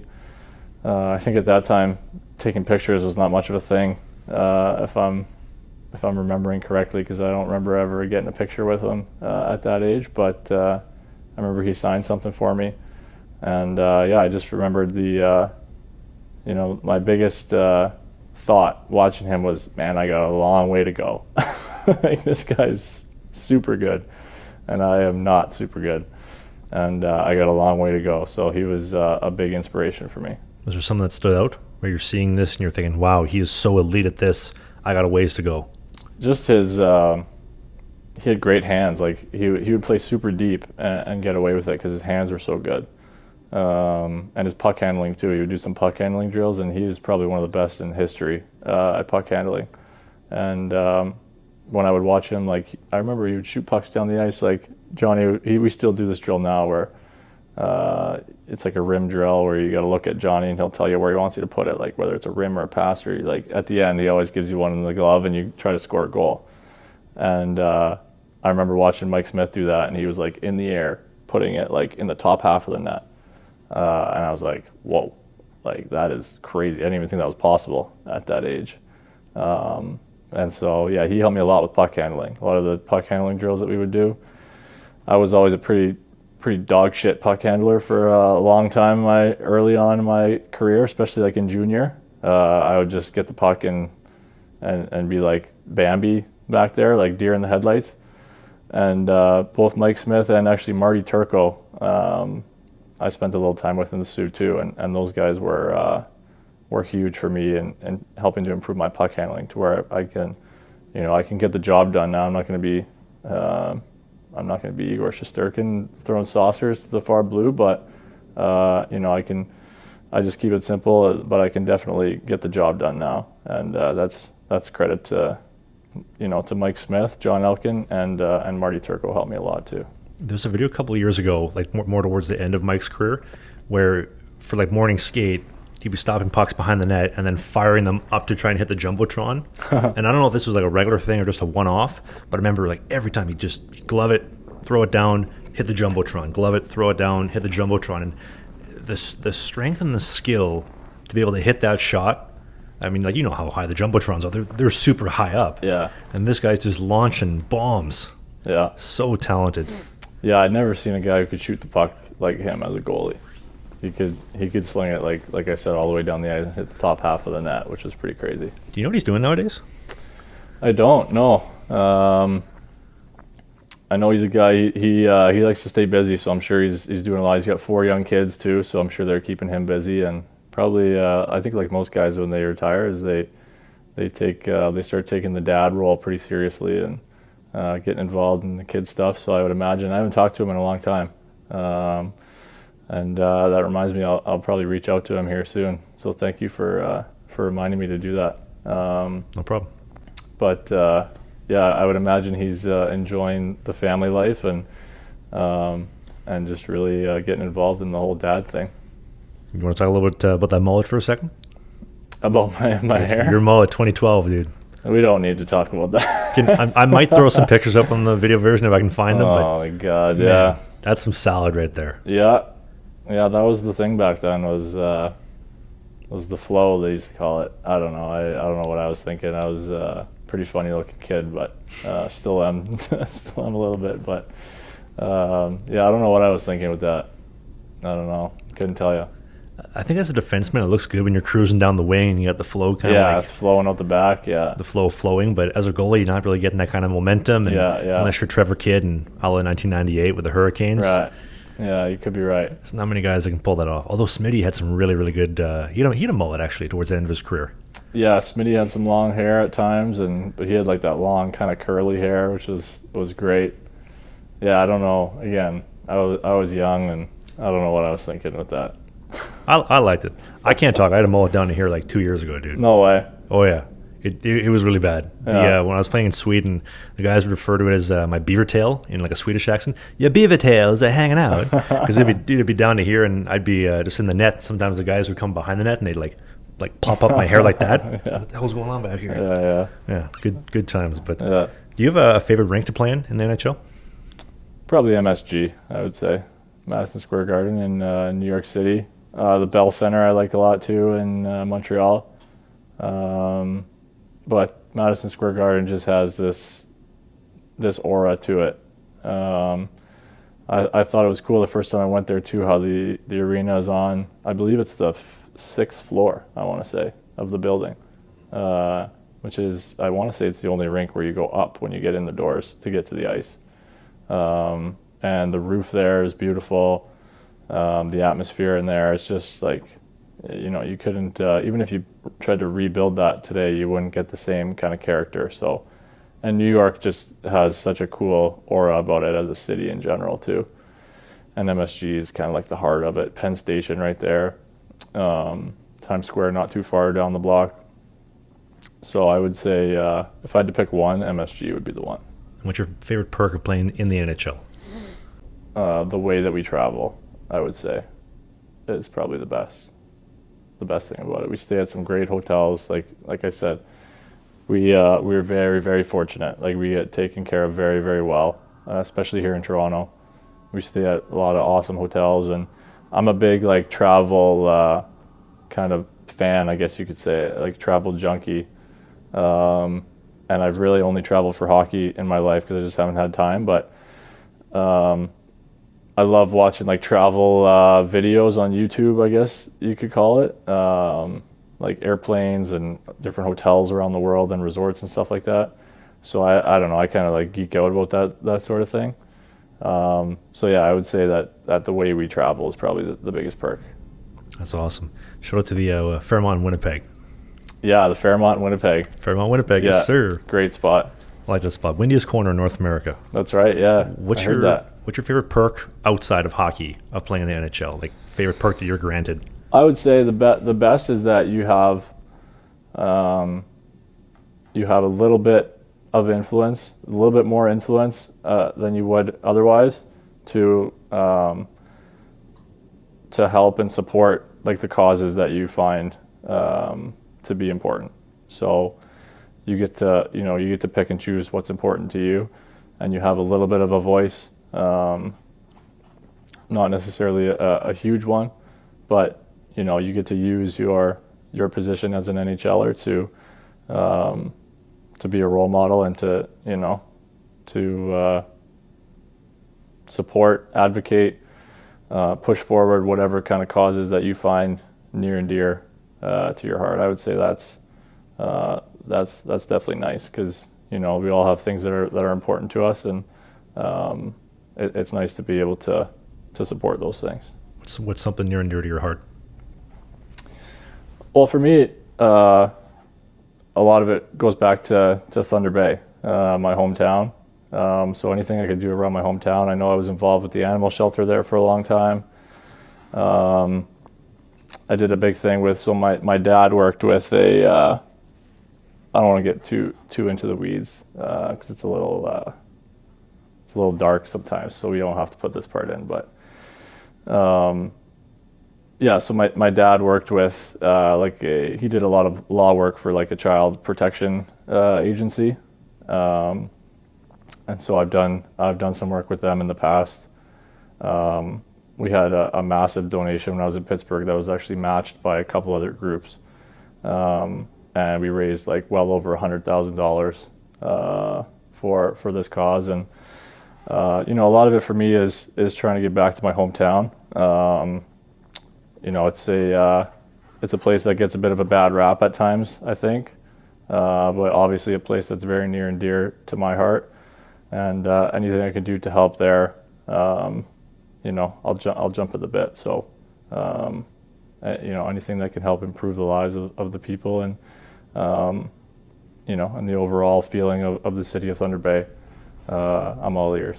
Beautiful city too. Shout out to Thunder Bay. They have a nice little tribute in the Union Station in Toronto. They got Fort William and Port Arthur on one side, written into the walls on the one side, and then actual Thunder Bay. Really? Yeah, really cool on the walls. And then right in the Lake Superior, Prince Arthur Hotel, beautiful spot there, right in the water. Oh yeah, Thunder Bay's wicked. You know your stuff. Good for you. One thing we haven't even talked about though is, so your 2 Stanley Cup runs. I want to talk about 2016. You come in, you go 9-2-1, 930 save percentage in the regular season. You come in as the backup. You take over for Jeff Zadkov, Game 3 against the Rangers in MSG, as you mentioned earlier. You knock out King Henrik, arguably the greatest Swede of all time to ever play in between the pipes. You knock out the Vezina winner, Hart Trophy nominee, Braden Holtby in 6. Calm, cool, and collected. Big Ben Bishop, he gets replaced by Vasi. You knock him out in 7 games. And then Jones for the Cup. Like, you're coming in as a 21-year-old. Like, take me through, like, what's going through your mind, those experiences? Not a lot, to be honest. It was such a whirlwind for me that I kind of just got wrapped up in it and just had great timing. Our team was phenomenal that year. We got hot at the right time, as a lot of teams do that end up winning the Cup. And my timing just couldn't have been better. I think Flower had a concussion at that point, and that was the only reason why I was even there playing. Otherwise, I would have been down at Wilkes-Barre. That's why I played those last 9 games there at the end of the season, or whatever it was, 12 games. And ended up getting the call Game 3, like you said, in New York as a 21-year-old kid. My first playoff game, only a couple months after my first NHL game. And like I said, I just kind of got wrapped up in the excitement of all of it. And it even looking back at it now, it's kind of like a blur. I kind of blacked out for a couple months, just with all the excitement and all the pressure, all the nerves, everything that I was feeling. Kind of just like shut down for a couple months, and just was just insanely focused on trying to get the job done. And trying to stick around really as long as I could. And our team just went on an absolute tear, and were able to get through some really tough opponents, and got it done there in 2016 in San Jose. And the blackout continued afterwards, and I don't really remember a whole lot about it. Like I said, it was just such a huge whirlwind for me. 21 years old. I had a good year in Wilkes-Barre, but I wasn't expecting anything like that to happen. So, just the timing was incredible, and what a run we had. Sure enjoyed it, and then, very, very fortunately, got to do it again the year after that in 2017. I mean, like, to put it in perspective, to get a university degree is 4 years, and in less than 4 years, you went from being the guy with the mullet at the draft in 2012 to you're hoisting the mug. As a 21-year-old, like, to think about that, like, you got that done sooner than someone gets a degree done in university. That's pretty impressive. It's never been done before, especially on back-to-back years. Which is another question I got for you, too, is Game 1, you tear your hamstring in warm-ups against Columbus.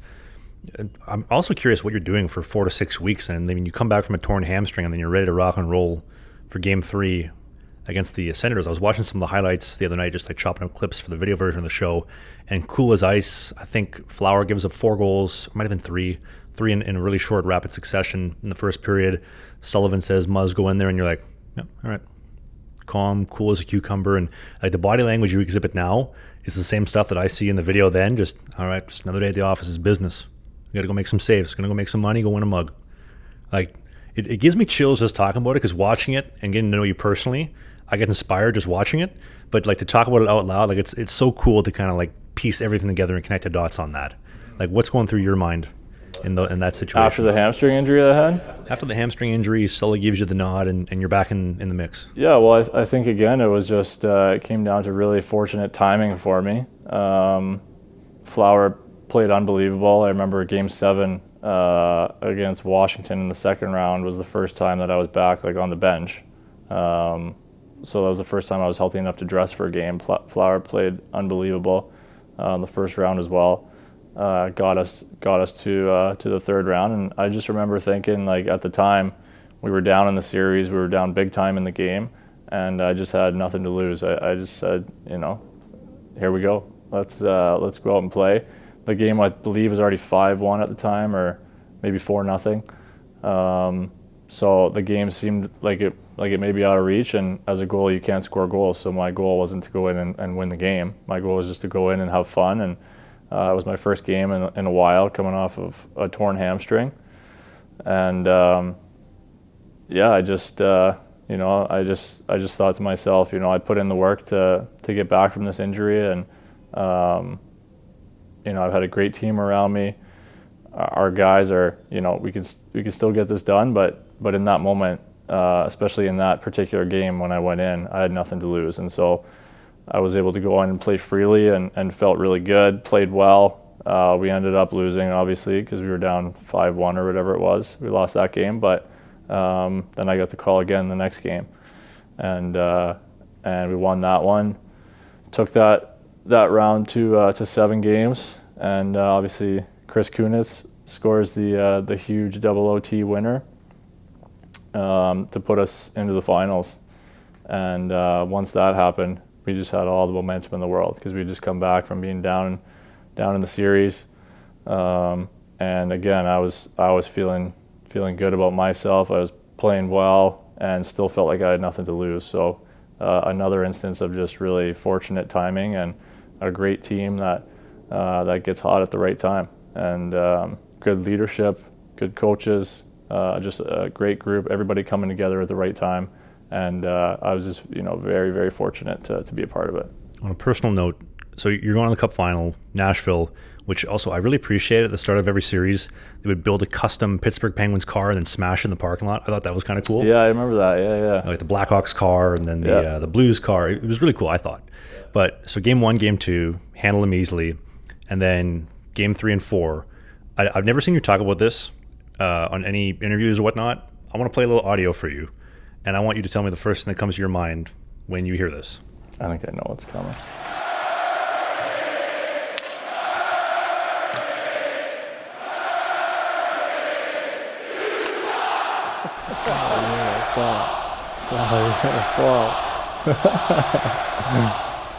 That changes. It's all your fault.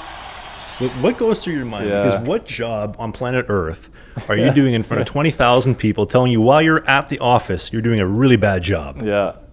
How do you compartmentalize that? It's tough. I just remember being honestly just in awe of the volume of it, for one. It became, kind of a thing in its own right there. And I feel like my name being, 2 syllables, it just fit perfectly into that chant. And it was just it was so precise. They were just so on point with it. It sounded great. And it was so loud. And it wasn't off. Everyone was saying it all at the exact same time. And it was it couldn't have been more perfectly orchestrated. And I just remember sitting there after getting scored on, God damn, that's kind of cool. It is a really cool experience to play in a building like that, and to hear fans cheering like that, and to hear everybody in unison saying the same thing. It was a really cool experience. And then you're oh wait, they're telling me how bad I suck. And so yeah, I don't know. I was just, the fact that maybe that helped me, the fact that I was kind of in awe of it, and it was like a choir singing. It was there's something beautiful about it to me, as weird as that sounds. And I remember being those 2 games didn't go very well, and we heard that chant a lot.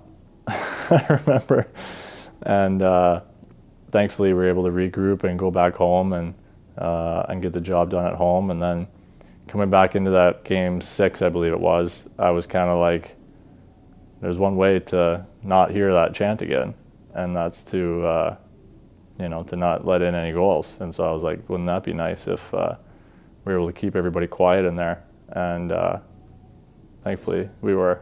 Is there any like technical adjustments that you're making? Because you're going from game 3 and 4 where, if I'm remembering correctly, they were targeting your glove a lot, and then fast forward, shutout in game 5, game 6, they're targeting the glove again, and every single time you're making a save, and then you finish with back-to-back shutouts. Like, what adjustments are you making there? Yeah, so adjustments were minor, if anything. I think as a team, we just saw kind of what their game plan was going to be in games 3 and 4. I remember their team being very centered around the skill of their defensemen, and so their defensemen were creating a lot of the offense. So just picking up on that, being a little bit more aware of those guys, Yossi and guys like that, Ekholm, Ryan Ellis, Subban, seeing those guys trying to jump up in the play and looking for offense and just trying to be more aware of it. So any adjustments you make are minor at that point in a series or in the playoffs. It's it's all very minor stuff that's going to get the job done. Really, at the end of the day, it's all probably mostly mental at that point. And just whichever team has a better mindset is going to come out on top. Like when I watch those highlights and I'm watching back the clips, I'm seeing calm, cool, in control, a big guy, right place, right time. Like, am I missing anything, or is that basically spot on? I mean, you try. That's what you try. That's what you, that's what you search for sure. Sometimes it doesn't go your way, and sometimes you're a little bit off. But in the playoffs especially, the game simplifies in the playoffs, or it tends to, and it turns into a lot of just shots with traffic and volume over where the shot's coming from, and they're looking for rebounds and ugly, dirty goals. Power plays become extremely important at that point in the playoffs. So really, it's just about managing momentum, and I think that's what we did a nice job of both of those years. Is we got big penalty kills when we needed them, we got big goals when we needed them, and the team that manages the momentum swings the best usually ends up being the one lifting the cup at the end of the year. And we were lucky to do that, a couple years in a row there. So where does TC Cummings come in? Yeah, so TC is kind of like a performance coach. You could call him many things, but former Navy SEAL. He's a guy that I talk to once a week now, and a guy that I met at like a little goalie development camp that we used to do in Pittsburgh through my old coach Mike Buckley, and just a guy who is really an invaluable resource. You can't really put into words how much value you can get from a guy like that. One, just somebody that you can talk to, but also somebody to share their wisdom and share their experiences, and somebody to relate to you. And I'm not gonna get into too much detail about it, but he's a guy that has done wonders for me, in hockey, but also, and more importantly, just as a person, and helping me, find and discover and work my way towards being exactly who I want or hope to be. He's just a guy that's also been very, very influential in my life, especially in the last few years. I talking about like becoming the man you want to be? Yeah, I'm not going to get too deep into that, but yeah, we can talk about it a little bit. I know there's like an underlying message that I think a lot of people can learn from. Like to basically paint the story, you recommended TC to me, and some of the things that you had told me previous to meeting TC, I kind of like scratched my head at thinking, I don't quite get that. But after working with TC and being put in a position where, hey, you step on your crank hard enough, you're gonna have no choice but to learn. Oh, okay, this kind of makes sense. I get it now. Okay, like for example, like having enough respect for yourself to say, okay, I will tolerate certain things, I won't tolerate other things, and how can I put myself in a position for a win-win-win of everybody? Because if I'm winning, you're winning, and if me and you are winning, everybody wins. Yeah. Like, can you maybe elaborate just a little bit more? We don't have to get into specifics with TC. So I know there's some things we want to I just think it's important for everybody to have a person like that in their lives. Especially for me, once I had kids, and when I lost my dad, I all of a sudden became, the patriarch of the family, so to speak. With that becomes a lot of responsibility that maybe I wasn't ready for at the time. That TC certainly helped me out with a lot. And I think, you just want to be, once you have kids, everything changes. So you want to be the best version of yourself for them, right? And for your wife and for your family. Because if you're not, it starts to affect other people as well. And so that was my main, my main motivator in reaching out to him. And like I said, I worked with him long before that as well.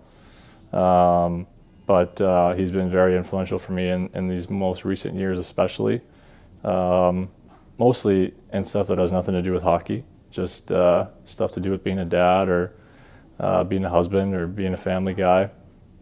And, just finding exactly what it is that I want myself to look like the ideal version of myself, and working my way towards that. And it's never perfect, but he's been for sure a massive influence for me in that regard. Part of that is being respect worthy. Yeah, I don't really want to get into these specifics of my personal stuff with him, but it's just the overarching message is finding exactly who you want to be, and making sure that you take dead aim at that. And you're always gonna falter because you're human, but having a guy to keep you on track and keep you looking in the right direction, and sharing some wisdom along the way, and a guy that you can relate to, because for some of us it can be hard to find somebody to relate to, or somebody to talk to, where you don't feel like you're complaining, but you're just you're just trying to share wisdom with each other and trying to solve big problems, and just an invaluable resource, like I said, and one that I wish especially a young man to have. I got a question for you. I heard this on Jordan Binnington talk about this on a podcast maybe like 2 weeks ago. He was talking about one of the big things that changed when he came to the National League and he started seeing some success was his approach to training, in the sense of, like, when you're playing junior, or you're playing the American League, maybe you're a little bit constrained by finances. Like, if you're only making like 50, 60,000, whatever, or even that, like, training's expensive, ice is expensive, right? All that type of stuff. Has that changed your philosophy towards training now? The financial part of it? Yeah, like is there anything specific in the training that has changed since having a little bit of that financial freedom from playing in the NHL for a while? Yeah, I think the quality of the food that you're able to buy, it's kind of ass backwards in today's world, where like the best food is the most expensive, and the most natural food is the most expensive. The cheap stuff is the stuff that's the worst for you. So really, it just the financial part of it, just you get access to more. I would say you get access to more recovery modalities. So you can buy, like I said, a Normatex, the Normatec boots, or you can get yourself a cold plunge tub, or things that maybe, especially coming from Thunder Bay, there's not a ton of resources like that up there necessarily. If you live in Toronto, that's a different story. You can go to like a public rehab, recovery clinic, or they have all kinds of stuff down here. But for me, I never even had like treatment of any kind until I was in junior. Like, I didn't even know that was a thing, that you get like massage, or you get like ART, or you get any type of acupuncture or anything like that. So I never had any treatment, and I had no regular treatment until I turned pro. I thought it was just like you do it once in a while, because it was just not something that I was exposed to growing up. So I would just say, to answer your question, I just think that as you become a pro, maybe you make a couple bucks, you just get more access to different modalities and better quality food. If you want, you can hire a chef and get you like some real high quality stuff, cook you some real high quality meals, save you some time as well, so you have time to spend with your family. So yeah, like everything, it just gains you a little bit more access, I would say. You got a chef? I had a chef briefly last year, Andy Muto. Shout out to Andy Muto. He's a popular chef here in Toronto. He works with a lot of the hockey guys. A good friend of mine. I used his services a little bit last year. Not full time or anything like that, but with 2 young kids at home and a pretty busy, hectic schedule. He was cooking some meals for me for a while, and he's amazing. I'm sure a lot of guys watching may know Andy. So shout out to Andy Muto. He's one of the best. Here's another really good one for you. So you got 2 rings. You've been very financially successful. You've accomplished a lot in your career as a professional. Like, what gets you out of bed in the morning? I just think the challenge. I love a challenge, like in all aspects, and I don't think there's a bigger challenge than playing goal in the NHL. I think it's one of the hardest positions in sports. It's probably one of the hardest jobs, just in terms of its complexity and its difficulty. So I would say that at this point in my career, I just really, really enjoy a challenge. I enjoy being a part of something bigger than myself. I really enjoy being here in Toronto. Being here in Toronto really motivates me. You get to a certain point where, and money was never really a motivating factor, I wouldn't say. Winning the Stanley Cup was, for sure. Just being a part of something bigger than yourself. Being a part of a group that climbs to the mountaintop. Like there's not many better feelings than that. It was a great sense of accomplishment. But once you have it, you need something that every day is going to be there. Not every day is a Stanley Cup final Game 7. So you need to love what you do, and you need to love the challenge of it. You need to love the ritual of it. You need to love the work itself. And so that's honestly what keeps me going at this point. Is I love the work itself. I love a challenge. I love pushing myself to try to find my limits.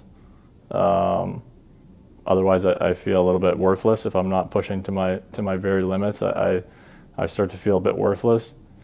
And like I said, just being part of a group that's all pushing towards the same goal. There's something very poetic and very very fulfilling about that. And so I still do enjoy it a lot every morning. That's one thing you kind of helped compartmentalize for me. Is this was a little bit loose before we started, having our friendship, but the idea of achievement-based stuff, going out and pushing the boulder up the hill, and whether it's for you trying to be the best dad you can, be the best husband, be the best goalie, best athlete, best man, whatever you want to put in there. I've always found the pursuit of that is what keeps me going. And once you achieve something, well, now what? Right? You win the cup. Okay, well, now I got to find something else to do. And whether it's going to the gym, trying to get your shoulder press PR, or trying to record a really cool podcast, or trying to be good at artsy stuff, or whatever it is, that achievement based focus, I found you've really helped compartmentalize for me, and that's something that I love doing. So I owe you thank you for that, and I owe you thank you for a lot of things, man. Our friendship, and I've talked about it on the podcast a bunch of times. I wanted to say this more towards the end because I don't think anybody wants to hear it at the beginning, but you've really changed my life, man. I really do mean that. Wow. If I could, mind if I elaborate on that story? You want to keep that off the show? Yeah. So the way we met, basically, and I don't know, maybe you'll laugh at this, but the original version of the show, my co-host gave me an idea of, hey, you should start leaving comments on NHL guys' Instagrams and see if they can bite and get some interviews. Obviously, that didn't go very well. And then he said, oh, try the wives. The wives are the gatekeepers. The dudes aren't on social media, so the wives will be, okay, sure. So then ended up throwing a couple flames or a couple flags out to anybody who would respond. And Christina was one of them. And then I think she responded 6 months later, said, hey, just talk to Matt. Here's his number. Give him a shout. He's looking forward to chatting with you. I'm like, oh, all right. This finally worked, which was great. And then we kind of developed our relationship a little bit over the last, I guess, year and a bit it would have been. And then for myself personally, we'd set up to go golfing last summer on my way from Vancouver to off the season in upstate New York with my missus at the time, and then me and her versus you and Christina to go golfing. And I remember I texted you, and I know you're laughing, but I mean, it is kind of funny, but I remember texting you saying, "Hey, man, like I don't think we can go golfing because we had a pretty nasty breakup and that's not really going to work out." And then you and me ended up chatting about a couple things maybe we'll leave off the podcast. But you basically just said, "Hey, man, I think you could get some help from TC. I think that you're missing a couple things, and that." No, I didn't frame it like that. You're not missing anything, man. You're great. You're great. Don't get don't get that twisted. At the time, I think it was more focused around if you're a man that gets better at being a man with having some coaching from TC, right? About just being a man coach. I think you really benefit from this. And I was at a position where I'm like, man, like this is not a good situation I've put myself in. Everything is my fault in this situation. As a man, everything in your life is your fault, I believe personally, and that. Okay, I'm ready to listen, right? If the student's ready, the teacher appears.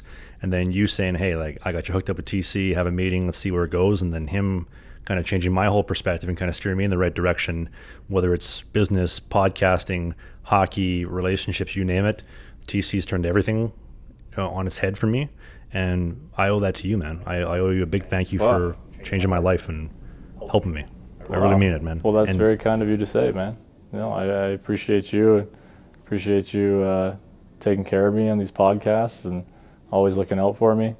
And yeah, you're my boy, dude. Whatever, always go to bat for you. Whatever I can do to help you out, man. I just love your approach to life. You're always looking to improve, and that's why I thought maybe you'd be interested in a guy like TC. Not a lot of people are at the point where they would even think to try something like that. So kudos to you for doing it. I'm glad it worked out for you. I think you just got me at a good time where I was ready to listen to anybody for a little bit of help here. Oh, yeah. Right? Yeah. And just, right, the student's ready, the teacher appears, here's you recommending TC with a situation where I'm ready to listen and learn, and it couldn't have been a better timing. Well, I'm glad to hear that, man. I'm glad to hear that.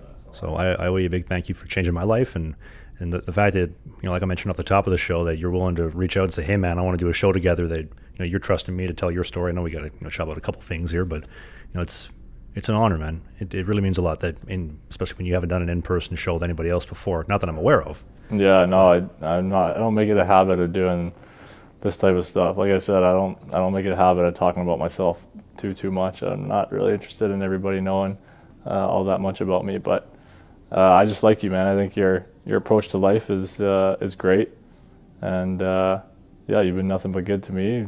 We've become pretty close over the last couple of years, so. Appreciate you doing this. Appreciate you, giving me a chance to show myself a little bit more than usual. And yeah, I'm happy that everything's working out for you, man. Thanks for saying that. We're gonna finish the show with a little kumbaya. Yeah, we can skip that. Let's. Why don't we do in the words of Sean Evans from Hot Ones? His camera's here.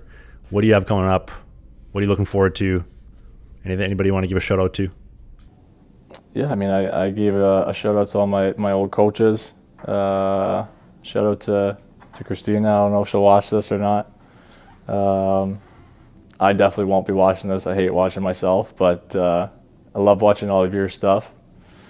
And yeah, I'm just excited. I got a couple more weeks, maybe another month here of really focusing on the dad stuff and the family stuff, and just really enjoying that before we start getting going here in August. Usually start ramping up, and so yeah, I'm just looking forward to getting back home and seeing my kids. I've been away from them for a little while here now, so I'm really looking forward to that. Spending some time with them and with Christina, and getting going again this season. I got one more. This is the last one, and this will blow the roof off the building if I haven't already.